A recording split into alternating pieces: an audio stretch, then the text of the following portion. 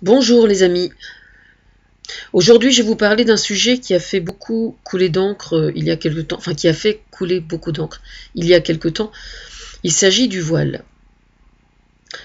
Le voile sous-entend le voile islamique alors que en théorie ça ne devrait pas, parce qu'une femme peut très bien avoir envie de cacher ses cheveux sans que ce soit lié à une quelconque pratique religieuse, soit dit en passant.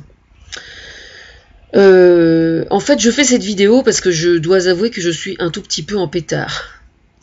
Parce que je suis allée sur le groupe Apéro Féministe, là, qui sort des trucs vachement intéressants souvent. Mais il se trouve que dans les commentaires, il y a des. Bon, le groupe déconne un petit peu, je trouve. Mais bon, ça c'est autre chose.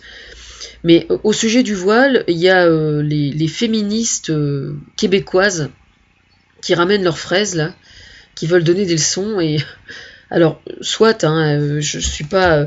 Certains peuvent penser peut-être, à juste titre peut-être, que je n'ai pas apporté de jugement sur leur position, etc., etc. Mais moi, je considère que le féminisme, que ce soit le féminisme ou que ce soit pour n'importe quel autre courant politique, c'est précisément dans la discussion et dans l'échange qu'on arrive à construire des choses. Et c'est pas en restant justement braqué sur sa position. Il faut au minimum toujours, même si on a des convictions, si vous n'avez pas les 20% de doute, pour rester perméable aux idées des autres, c'est ridicule. Alors l'idée par exemple de faire une journée mondiale sans voile, je trouve que c'est une très bonne idée, effectivement. C'est une très bonne idée, pourquoi ? C'est une très bonne idée parce que c'est un moyen de faire savoir que la chevelure chez une femme, ça fait partie de son identité, ça fait partie de sa féminité, au même titre que pour les garçons d'ailleurs, hein, pas nécessairement uniquement pour les femmes, et que à ce titre, ça n'a pas à être couvert, effectivement. Ensuite, quand une petite fille naît dans une famille, elle naît dans une culture qui lui est imposée, sans malheureusement qu'elle puisse tellement la ramener, hein. Bon, alors on ne couvre pas leurs cheveux quand elles sont enfants, on ne couvre leurs cheveux que quand elles sont pubères. Bon, alors la raison pour laquelle les islamiques ou islamistes souhaitent couvrir les cheveux des femmes, c'est que justement c'est considéré comme un attribut non pas sexuel mais sensuel, et donc prêt à comment dire, elle risque de plaire. Si je dois schématiser ça, elle risque de plaire. Bon alors, moi je considère qu'un homme qui est amoureux d'une femme, qui est en couple, qui est marié avec une femme, si sa femme plaît à quelqu'un, s'il l'aime vraiment, il a confiance en elle, et donc si jamais elle plaît, je vois pas en quoi c'est un problème. C'est simplement la preuve d'une faiblesse de la part des hommes. Un homme qui impose à sa femme d'être voilée, c'est tout simplement un homme qui la méprise au point de lui témoigner qu'il n'a aucune confiance en elle. Voilà, ça c'est fait déjà pour commencer. Bon, sinon, cette image justement cette idée de vouloir faire une journée sans voile, je pense que c'est vraiment une bonne idée. Parce que ça remet les choses telles qu'elles devraient être. Une forme d'idéal en fait. Bon. Maintenant, s'il y a des gens qui trouvent que cette journée sans voile est une agression, premièrement, personne ne les oblige à retirer le voile, elles. Personne ne leur interdit de sortir avec le voile. D'accord ? Et personne ne leur interdit de rester chez elles. C'est comme ça. Voilà, ça c'est fait. Bon, par contre, j'aimerais bien, moi, que les gens qui trouvent à redire au sujet du voile ne perdent pas de vue que le voile sur la tête d'une femme, ce qui importe le plus, c'est pas son voile, hein, c'est la femme. D'accord ? La femme qui est en dessous, qui pense, qui rêve, qui agit, qui se bat, qui travaille, qui fait à manger, qui élève ses enfants, qui vit, qui a des idées, qui a des fantasmes. C'est la femme qui a le plus d'importance, c'est pas le voile qu'elle a sur la tête.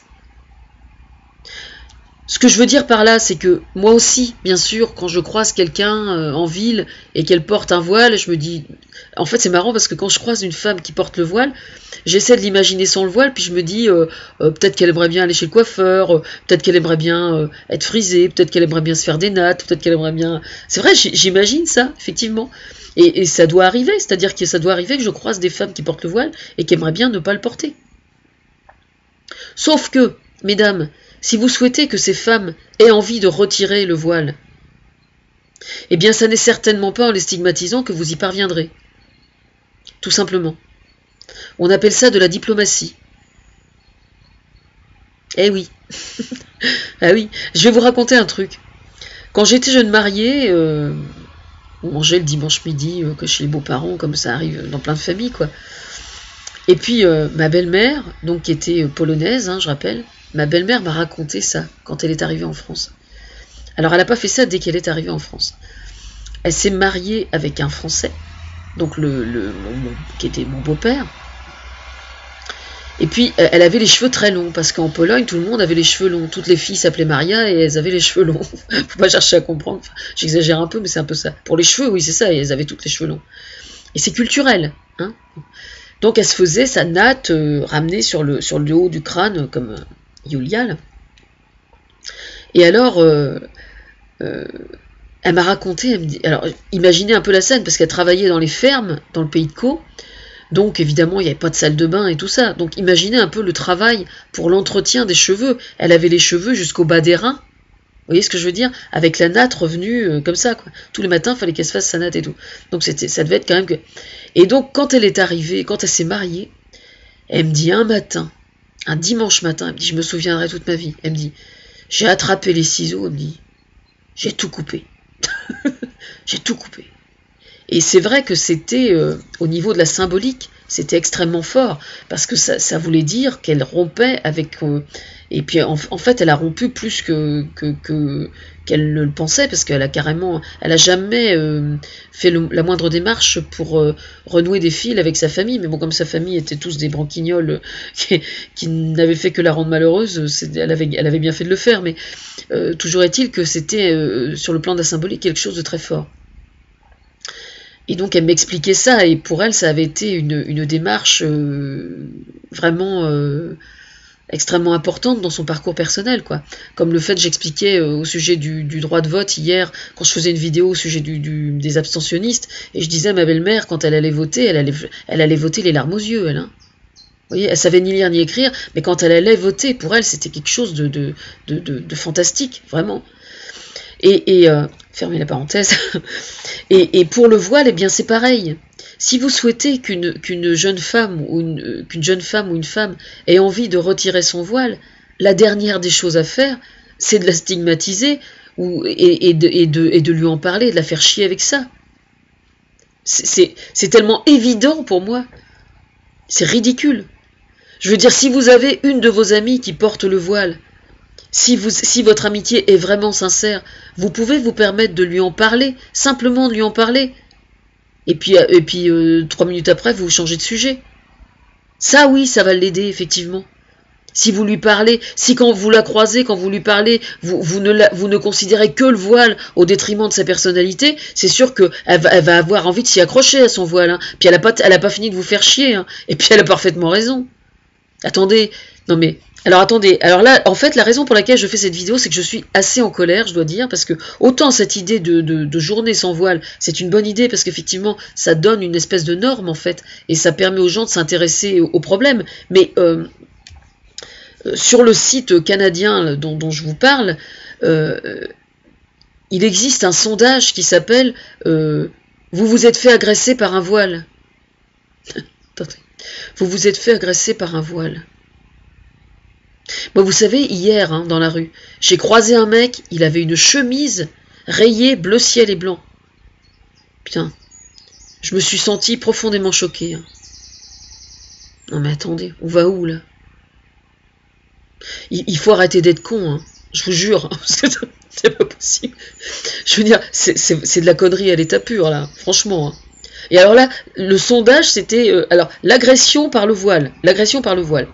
Quand est-ce que vous vous êtes fait agresser? Pour quelle raison? Pour quelle raison avez-vous pris ça comme une agression? Mais attendez. Oui, moi si je croise dans la rue une femme qui a uniquement 10 cm², le voile est au-dessus des sourcils, et puis il va jusque là, et on voit presque plus son visage, oui, là je me sens agressée, parce que je considère que c'est comme si elle était traitée comme un chien, quoi. C'est autant la foutre à la laisse, hein, dans ce cas-là. Hein. Et puis la traîner, lui demander de marcher à quatre pattes, on la met à la laisse, carrément dans ce cas-là. Là oui, parce que là il y a une véritable atteinte à sa dignité. Par contre, quand une femme est voilée, mais que la totalité de son visage est parfaitement visible, je regrette, mais il y a une chose qui s'appelle la tolérance. Hein, la tolérance. Faut arrêter, quoi. On va où, là?